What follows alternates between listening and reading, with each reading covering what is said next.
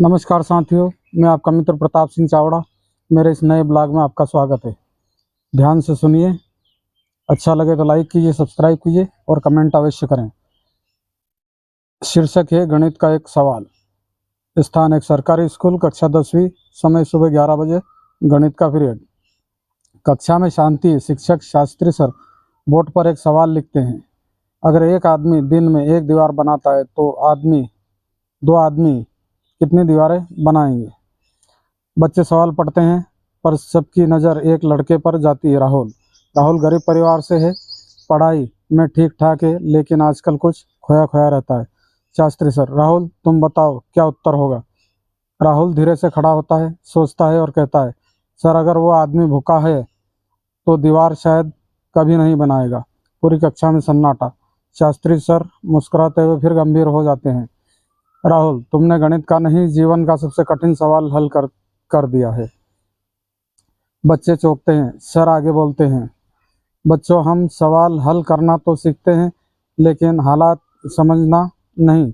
एक भूखा इंसान किसी भी काम में मन नहीं लगा सकता। शिक्षा का असली मकसद यही है कि इंसान को समझना चाहिए, उसके संघर्ष को जानना चाहिए।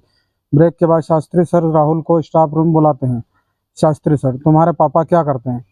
राहुल, सर पहले मजदूरी करते थे, अब बीमार रहते हैं। माँ दूसरों के घर बर्तन धोती है, मैं स्कूल के बाद एक दुकान पर काम करता हूँ। शास्त्री सर भावुक होकर, राहुल तुम सिर्फ मेहनती नहीं, समझदार भी हो।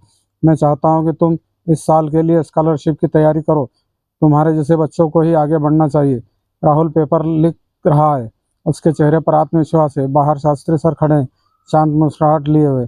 अगर तुमने हालातों को समझ लिया है तो दुनिया की कोई परीक्षा तुम्हें हरा नहीं सकती। राहुल का नाम आता है स्कॉलरशिप में टॉप 5 छात्रों में। पूरी कक्षा तालियों से गूंज उठती है। राहुल मंच पर जाता है, माइक उठाता है और कहता है, आज मैं सिर्फ सवाल हल करना नहीं, जिंदगी समझना भी सीख गया हूँ, और ये मुझे मेरी किताब से नहीं, अपने गुरु से मिला है।